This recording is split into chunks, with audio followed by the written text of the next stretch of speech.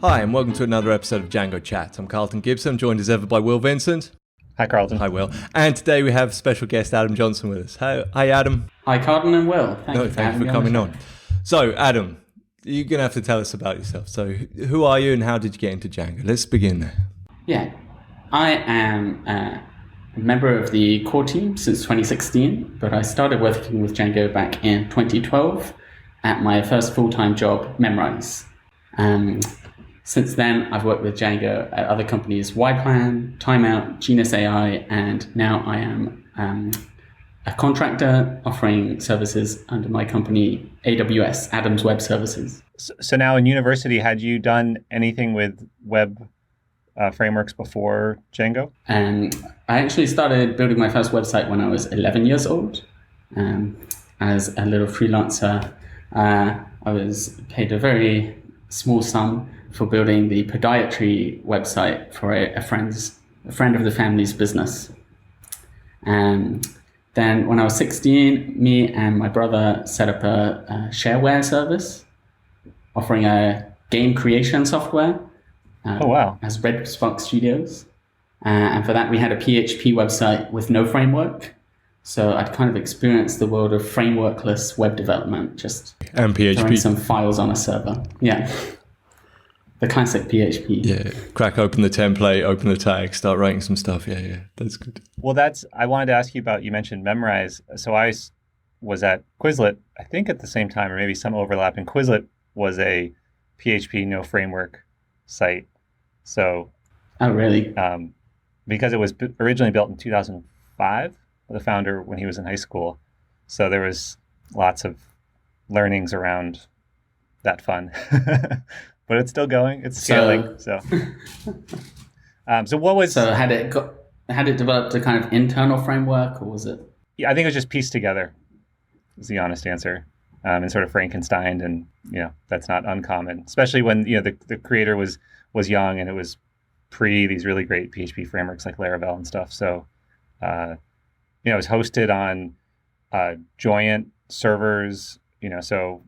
It was a long time ago, 14 years ago, setting up a website. I mean, way more complicated across the board. I mean, payments, ads, all that stuff was just light years more complicated. I think deployments were easier because you drag and drop the folders onto the server. Well, the joke is the rsync and the can of beer, right? It's just watch it upload, and if it didn't work, you just re-upload it and edit it live and FTP, and it's done. Yeah, it's fixed. It was well. So I think at Memrise, were you the only web developer on the team? Is that correct? When you were there? No. There was a period when I was the only web developer. Okay, because it was already quite a large site. Because I know the founders knew each other back. This is 2010 to 13 when I was at Quizlet, and we knew of Memrise, and even back then. Yeah, I was at Memrise 2012 to 2014. Okay, and in around mid 2013, there was like quite a big staffing change. So we ended up with one person looking after the mobile app, me looking after the website, and a part-time contractor handling DevOps where the servers needed rebuilding effectively. So that's when I learned quite a lot of the depths of MySQL and the value of doing DevOps properly. And was it always Django? It was Django before you came onto it? It was Django before I came onto it, yes. And I remember doing the Django tutorial and thinking, oh, wow, all this structure to building a website. This is just fantastic. Right, especially coming from, that was from PHP without a framework. Yeah. One of my first 2 weeks, I did the tutorial and I was like, I've been using it since. And you've been a MySQL fan ever since too, right? I mean, because Memrise was dealing with a lot of data even back then. And so I'm sure you got to roll up your sleeves and feel some real database scaling fun. Yes. I remember I had to sit down and read the MySQL book for scaling websites called High Performance MySQL. And that's by some of the key people in the MySQL community, like Peter Zaitsev, the CEO of Percona, who are a MySQL consultancy. We just digging through that. We used as Percona at Quizlet.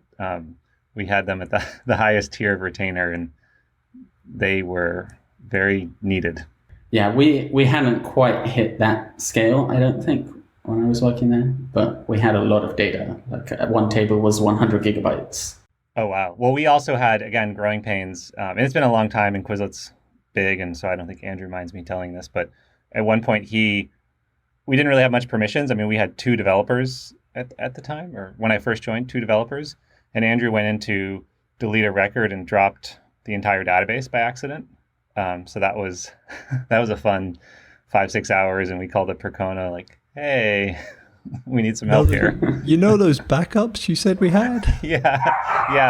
No, but I remember they set the gold standard for a consultancy, because we had, generally scaling or whatever challenges, and we weren't, experts, and it would always be someone different, usually in Eastern Europe, and they would just almost immediately be able to diagnose and fix the problem. It was pretty miraculous, actually. Yeah, one of those things where they just know everything about the system inside out. I definitely got the impression reading the book and their blog posts that they know everything there is to know about MySQL. Yeah, I mean, we almost couldn't pay them enough. It was just, even though it was a lot, I was just blown away that they always knew it. And I guess it makes sense, though. I mean, they're consultants. They've seen, that was our first time building a site at scale, but they've been through it. So the issues were not unusual. So Adam, like you mentioned, you're part of the core team, and the sort of the thing you're known for there is working on the ORM and working on the MySQL side, and you maintain a django-mysql package as well. So could you tell us a little bit about that, what that does, and what that brings to the table? Yeah, the package is how I got invited into the core team. So the package is unoriginally called django-mysql. We were using MySQL at YPlan as well. And I saw Django contrib Postgres come in from Mark Tamlin's great work and the Kickstarter there. And I got a bit frustrated that MySQL could do some of these things as well. And we had some use for this feature or that feature. So I first developed some stuff in-house, and then I was very gratefully given the chance to open source it under my own name.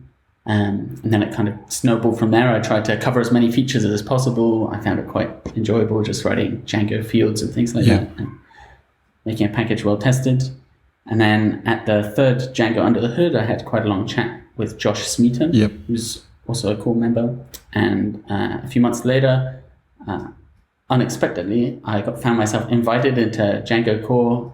It was a very nice experience, just seeing everyone who'd voted for me and that I'd had some impact with my work. Okay, that's super. And so my story, I began with PHP and MySQL back in the day, and I was using it very happily for a long, long time. And then, the whole contrib Postgres thing came along, and I started using Postgres because I wanted the extra functionality that was available. And all of a sudden, over the course of 2-3 years, MySQL just dropped away.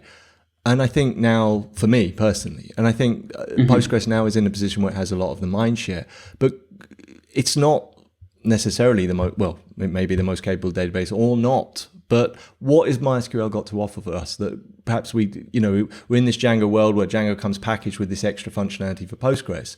Why should we be considering MySQL? Because I think that's a great topic for users. Yeah, I think MySQL's had a bit of a troubled past after its acquisition by Oracle. Because Oracle have their own database as well, so they've been seen as not focusing on MySQL's development, and it definitely lagged behind feature-wise from Postgres in many respects. But now the ecosystem there is a bit stronger. So Percona, who we were talking about, maintain their own fork where they have a number of fixes that they've merged in from their consultancy experience.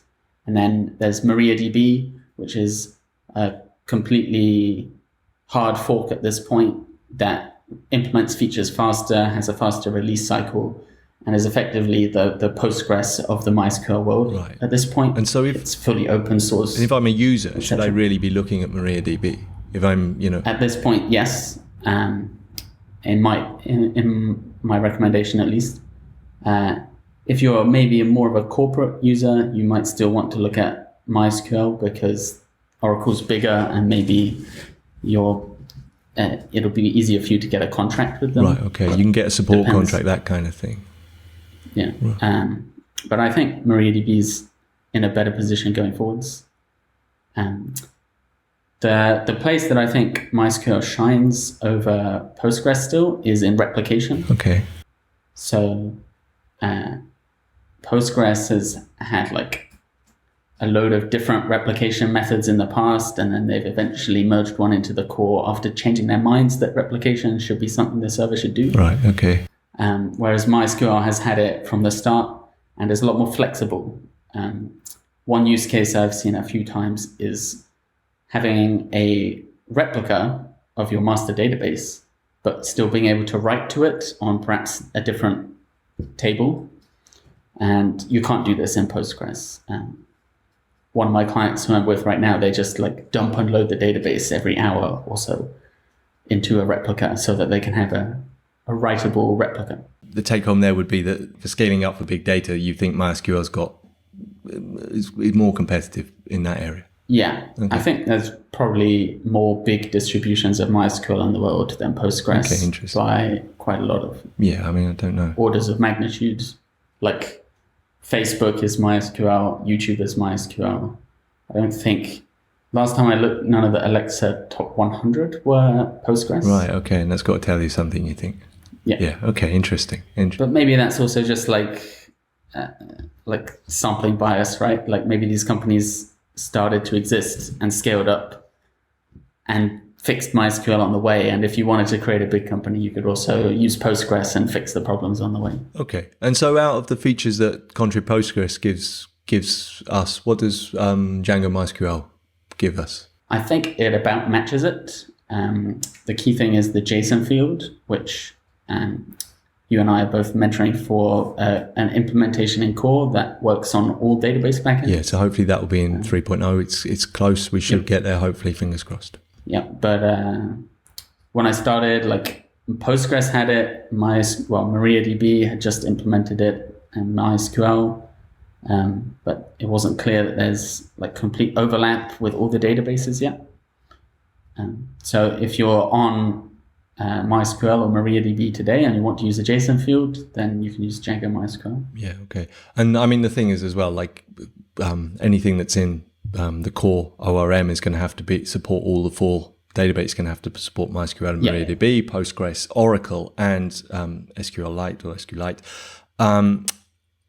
which maybe it can't do. But in reality, your project isn't using four databases; it's using one. So if you're on MySQL or you're looking into MySQL, you can use your package, right? Exactly, and there are a few little extras in there that will never work on other databases because there's some feature that MySQL implemented ages ago. Yeah, okay.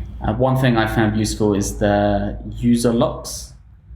So you can use MySQL or MariaDB as a locking server with a string.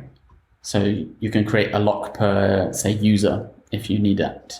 And in Postgres, they have such a feature, but you only get to lock by an integer between 1 and 4 billion. So even having two applications on the same database server becomes a problem. Yeah, okay. Yeah. This is my own ignorance, but does MariaDB MySQL have the same sort of full text search support that Postgres has built in? It does not have exactly the same. There's Sphinx, which I think you can use under MariaDB, but I've never really tried.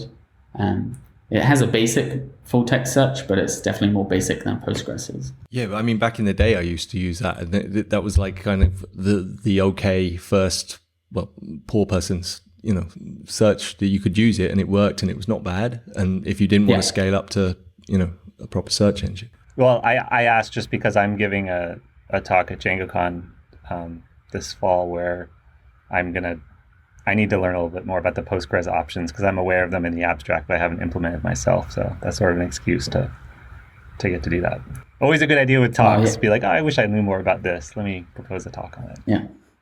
Well, I think I have an open ticket on Django-mysql to add some of the extra search support like Django Contrib Postgres has. So if you want to look at that. Right. And actually, I had one more question.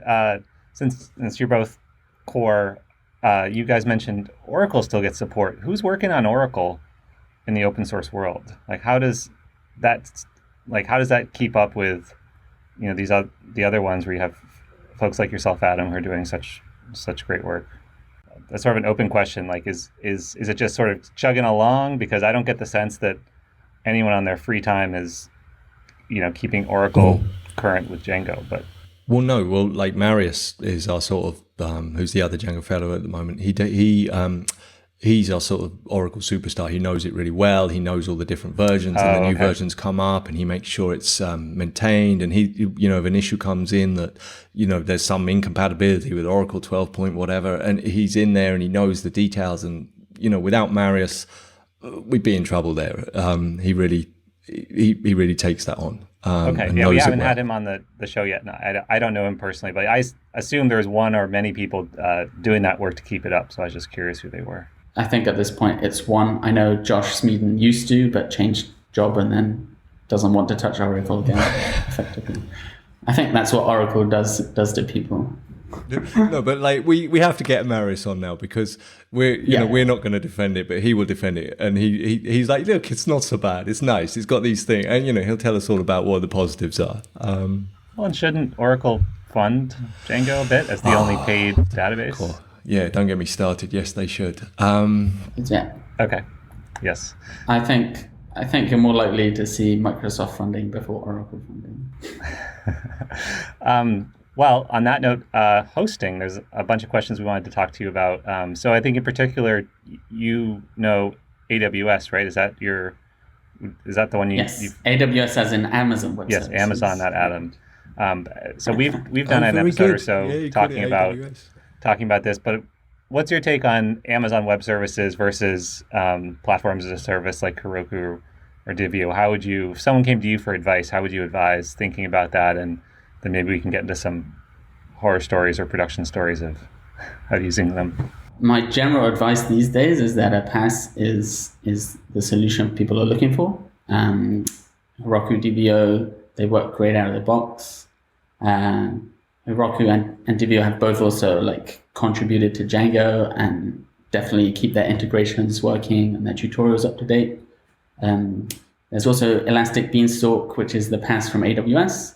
Yeah, they changed the name of it. It's something, I think it's something else. There's a newer Elastic Beanstalk. Oh, did they? Yeah, but it's I'll look it up. But it's that Amazon has a PaaS option. Yeah, I've heard less good things about that, more mixed reviews. I know Christian Glass, who's a relatively active Django blogger and user, he raves about it, but everyone else I've spoken to is I wouldn't use it again. I've personally found the docs very opaque, and it's not the platform as a service story that I found elsewhere, Google or Heroku or with Azure, where you it's quite simple. And I found personally, my personal experience with Elastic Beanstalk was I'm running through treacle here, trying to make progress. And at that point, I'd just rather spin up an EC2 and do it the old way. So I found it. So actually, well, this is for anyone listening, why you should blog. So I blogged, Django hosting things, and a post that I wrote came up, which I totally forgot about. So it's called AWS CodeStar. That's their... Okay. Yes, that's the integrated, it brings in the code pipeline CI service and the code commit to Git hosting. And so I think to Carlton's point, they're trying to be more like Heroku-like option. And But so AWS, just when just using S3 or CDN or CloudFront, I don't even know where anything is. The underlying tech is so great, but the user experience is just garbage for me. How is it as a power user? Do you know where to go? And they change the interface every 6 months too. So I just, every time I use it personally, I get incredibly frustrated, but I don't work on huge projects myself. So it is a bit of a maze, and with 300 services or something, I think the only sane thing is to maintain a kind of whitelist and just be we're going to only touch these ones. Yeah. No, exactly that. So at Timeout, I was in charge of the DevOps team, and over the course of a year, we migrated 26 applications to AWS, so one every 2 weeks. Oh, wow. And that's a learning curve. The main way we did that was with EC2 instances. We had a bit more of a polylingual environment. So some Java, some Scala, JavaScript, PHP, and Python. So we kind of set out the ways to do things and stuck every application through a very similar setup. The main way we achieved this was infrastructure as code using the AWS CloudFormation tool. So we could just copy paste the setup from one app to the other as code. And a lot of it ends up being a bit of like cargo culting. Like we know that we need this resource and that resource, but we only know it because it's in that other template.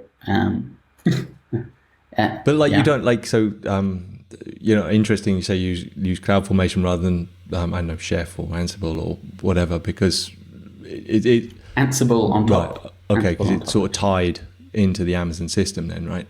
But it's exactly like that. If you've got an Ansible role, you're just going to reuse that role. You're not going to necessarily dig through the details every single time, because that defeats the purpose. Like it's meant to be kind of pluggable. I know I need a cache. I need a database. I need here's my Ansible script. Deploy it. Brilliant. It works. And maybe it's not 100% tuned for that particular service, but it only took 20 minutes versus days it used to take to provision machines by hand and install the right dependencies. And I wouldn't go back to that. Yeah, I think it's a bit of the same. Like there's so much on offer in terms of services that you do have to kind of Lego brick it up, like package it. But that is why it's so overwhelming to begin with. And I think many of the decisions in terms of design are like aimed at capturing some corporate client's particular use case, and they don't really care about the average use case. So one example I think of is like when you create a Lambda function, you can hook it up to a service, but in CloudFormation at least, you also need to declare the middle thing, which is the permission for the one service that you provisioned to talk to the other service that you provisioned. And I think that should just be the default. Like, why do I need to give permission to things that I already just told to do things? So like IAM and permissions and access policies, and that's where it gets to be like, oh, this is really hard now. Like, you get through it, and it can be a slog. But it's powerful, right? It's super powerful. So what was when you're switching over, maybe for listeners who haven't ever done that kind of switch, so you have it on AWS, I guess maybe just like the DNS part, how do you know, so you have a duplicate copy, how do you feel comfortable that you can switch over? And then what is that switching over process like? I assume, is it just the DNS? What else are you doing? One of the key things that we would do for every switchover is build a checklist and discuss it with the team, try and get as many points in there. It depends on your uptime goals. So if you're happy with your website going down for an hour, then switching the DNS can be the easiest switch over. And the most complicated involves like moving each individual service inside that. So maybe you move the database, then you move the cache service. And you maintain like a network connection, like a VPN between the old data center and the new one. And as for like checking that a copy is as good as the one that's running, the best way is to edit your etc hosts file to point to the new DNS record. Effectively. And browse that, see that it looks right. Maybe if you have a list of the top 20 URLs to check, or someone who uses the system to step through any automated testing also helps. And then always do it on like a Friday afternoon, right? Before the weekend. So just after you've left. Right, exactly. Press the button as you walk out the door. What about, do you have any experience with containers for deployments? I only ask because for my new book, Django for Professionals, you use Docker, and then we use containers on Heroku. And this is a growing trend that makes a lot of sense to me, but I don't know is that in the AWS world? Can you do containers within AWS? Yeah, there are a number of solutions on AWS, and like the naming of them has gotten some ribbing as well. I think one was Elastic Kubernetes service on Elastic Container Service. Classic. Yeah. I personally have avoided containers up to this point. Like Timeout would have been one point where we considered it. but ultimately went down the EC2 route, and we looked at using EC2 with the same benefits that containers tend to bring, which is like a frozen image, so a new instance is faster to create, things configured from like variables outside of that server. So you can use the EC2 user data, much like you can use environment variables in Kubernetes, without so much of the complexity and the tool churn. VMs and EC2 in general, any VM provider, they're pretty stable in what they offer. Whereas I find even like every 6 months, there's some blog post that tells me something brand new about containers that I know I'd have to rework everything just to keep up. Yeah, it is. It is definitely a moving variable. But I mean, and at the same time, Kubernetes is clearly built by and for big companies with their needs. So I find that the leap from a couple containers to Kubernetes is a really hard one to make. Yes, and I understand you need tools on top of it like Helm to really make it usable. I think there is a bit of a trend towards like AWS and containers being the kind of IBM decisions of our era. So, nobody got fired for choosing IBM. Maybe nobody got fired for trying containers because that's what everyone's doing. Right. That's sort of a horrible thought, but probably true. Well, it's also, I mean, just you mentioning your experiences and so much on the DevOps side speaks to something Carlton and I have mentioned on this podcast, which is that on the spectrum, Django is actually kind of a front-end framework. It sort of doesn't really, at massive scale, Django or another framework isn't the issue in terms of scaling up. It's the database. It's all these other things that are very separate from your programming languages and your frameworks. Yeah, definitely. I think one of the questions I've come across on Quora recently was Simon Willison's answer to, does Django scale? And the answer was, it's just like any other framework that reads the database. It will grow horizontally. It's going to be the database that's the problem. Yeah, well, and he said as much on the podcast, and we had Andrew Godwin on as well. It just came out today as we record. I know Simon sort of flippantly said, "Oh, it's sort of boring, how you shard and go horizontally." But I think his definition of boredom is different than most people's. So there was an old gears. Hang on, but just before we switch gear, there was an old maxim when I was, cutting my teeth, was that the hardest thing you go is from one server to two. That when it's all on one box, that's great. You can learn loads, and then you reach the limit of that one box, and you have to scale to 2 boxes, and that's like a whole life-changing experience. But then the third box, that's just the same as what you did to get to the second box, and I think that still holds true. Something for me to look forward to. I haven't gone off the one box. I think there's also the quote, there's only 3 numbers your computer program should take as limits, 0, 1, or infinity. Okay. Yeah. Yeah, exactly. So testing. I want to talk about testing because I know you have you've written and spoken about it, and it's a question we get a lot about. And maybe specifically we can talk about PITest. So for folks who don't know, this is an addition to built-in tools that I think you've worked a lot with, that a lot of people in a professional setting use PITest, but maybe people who are learning Django don't understand what it is or why you would use it over unit tests and the built-in Django test runner. Yeah, I'm a big fan of PITest. It's definitely the more Pythonic way of testing.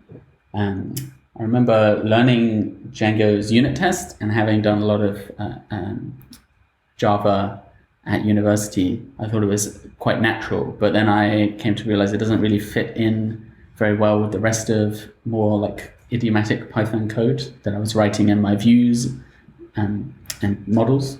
So I think PyTest is like the only way I would write tests these days. And for Django, you install the PyTest Django plugin, and it hooks into your Django settings and configures the databases just like Django's test runner does.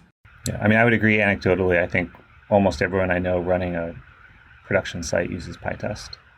Carlton, does that ring true for you? Yeah, well, so I'm sort of in a kind of halfway house in that I use PyTest as the the testing framework, like the PITest command. I use that every time, and I absolutely love using plain Python asserts, because I can never remember whether it's self-assert, has more than or less than. I can never remember those 52 methods.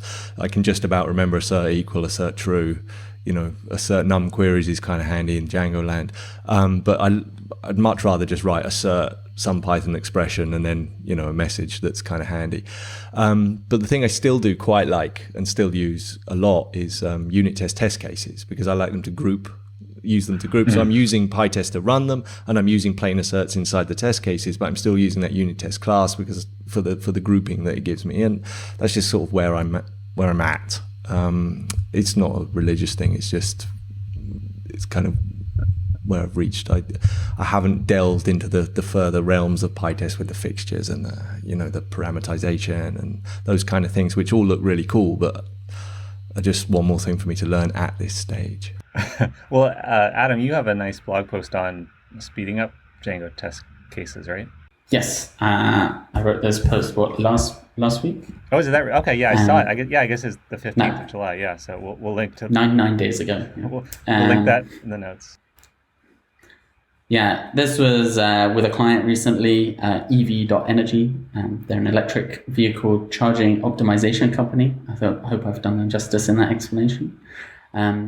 So they have a not huge Django app at the moment, but it had tests running for, what was it? It was about 6 minutes, and I got them down to 2 minutes or so. And the main way of doing this was by changing the test case class from Django that was in use. So for historical reasons, they'd used the transaction test case, which I think is slightly badly named. And this has more complicated database rollback behavior than the test case, which you're recommended to use generally. And they'd used that because it fixed a bug in their testing. It made sense at the time. And the speed difference would have been noticeable when there were just maybe a few hundred tests. But now their test suite had scaled. It was now taking a not insignificant amount of time. 6 minutes is still pretty fast. Yeah, well, that's true, right? It's pretty fast, but it's also long enough to be a nuisance. So yeah, it's go make a cup of tea or browse Reddit time. Right. It's not just wait for it. So you can go read the blog post and see why it made a difference to switch down to test case for most of their test classes. But I really wrote the post because I thought this was a great story of like where to look in Django testing to have fast tests. Yeah. And related to testing, I know you've also written on coverage, I think, which is a fantastic package for people. And actually, Ned, who maintains it, is here in Boston. I need to get him on.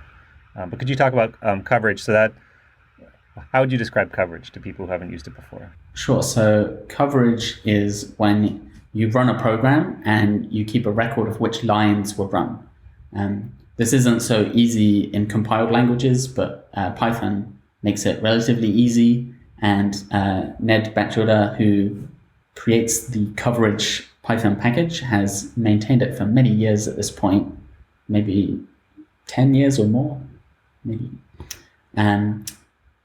So when you run the program with coverage, you get to see which lines have run. And so the main use case for that is to create a test suite and check which lines of your actual program, in our case a Django app, have been touched by the tests. And the goal you can set is to try to get to 100% coverage. That is, every line in your program has run. Well, do you think that's a good goal? I think it's a good goal. And in fact, I go one step further with the branch option, which is every branch has been taken both ways. So if there's an if in your code, it must go through both true and false. So you can't have a line of code that does like if something that's only true in your test suite. Oh. So you might have like if user is admin. Yeah. And then to run all your tests with admin, but then you haven't tested the normal user experience of your website. This is the mind of a Django core contributor, people. That's fantastic. I didn't know about that. I love that. Yeah. So my blog post guides you through how to set up Django for coverage testing, 2 ways, one with the Django built-in test runner or one with PITest, which you install the PITest Cov plugin, which sets up coverage. I think everywhere I've worked at has had not 100% coverage. Well, because apart from once when I worked on an app on my own. Well, because there is an argument that it's sort of a goal that isn't worth the last 10%, and so it should just be used as a metric of.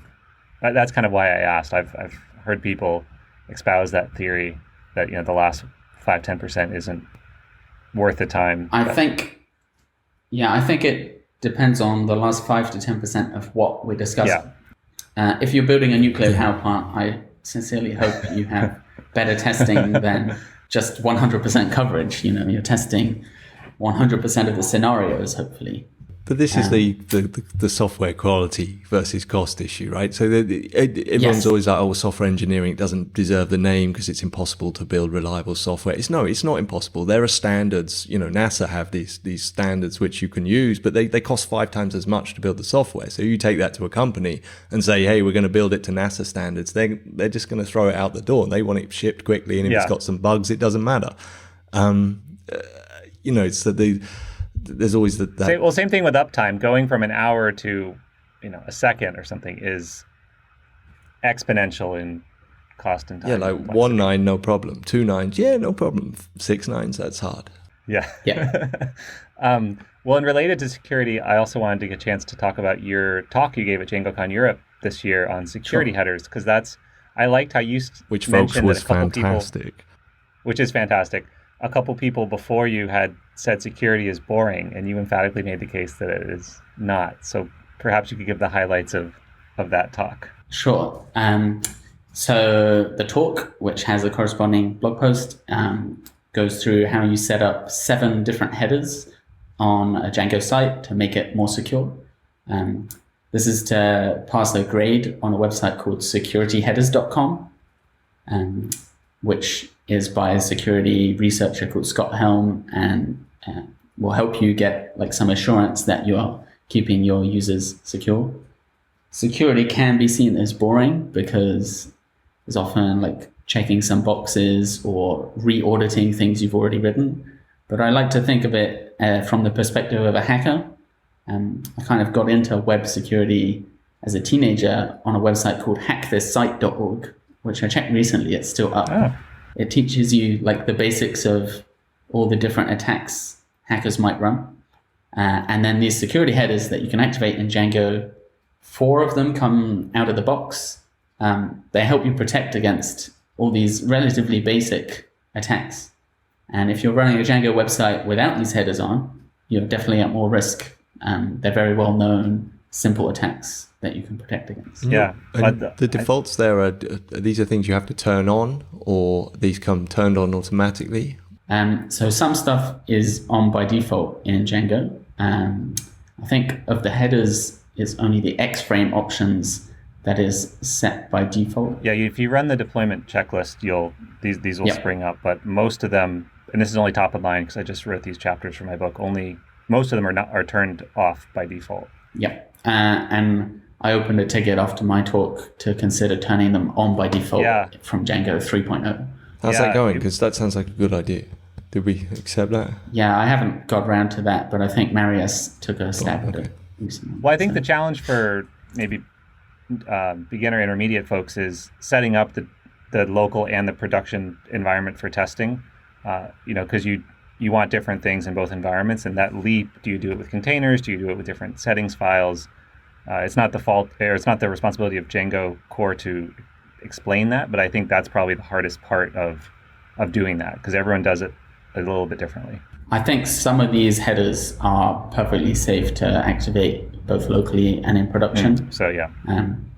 So definitely X-frame options is one where there's a default and Django can just switch to the more secure default. XSS protection is another one that just helps the browser protect you against injection attacks. Yeah, fair enough. I think I'm pretty sure there's 9 things that in the deployment checklist you need to switch, and one of those, I think 2 of those, it's debug and allowed hosts, and the other 7 are largely header related. Yeah, there's all system checks for these that if you run manage.py check with your with the deploy flag with your production settings, you get the messages. But I've found a number of my clients / friends have not gone through the deployment checklist when deploying. So are there any other projects or packages you want to give a shout out to? I have a projects page on my site that describes some of the things I make. Aside from django-mysql, there are a number of smaller packages that work with Django. One of them is for a security header. That's Django feature policy. That's for a draft security header called feature policy that enables disabling features in the web browser that you don't want to use. Like webcam, say, or something like that. Yeah, exactly. So if someone injects adverts onto your site, you're not going to let them ask for the webcam of your visitors. Sounds like a good idea. Yeah. Those are the main things I'm working on. You can see on my projects page. And then how are you finding, I'm always curious, life as a freelancer? Because you've worked at companies. Obviously, the mix works for you. How would you describe the difference between those two lifestyles? Why make the switch? Yeah.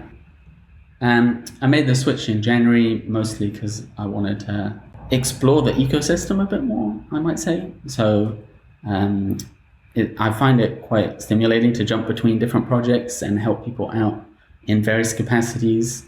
And it's quite interesting in that regard.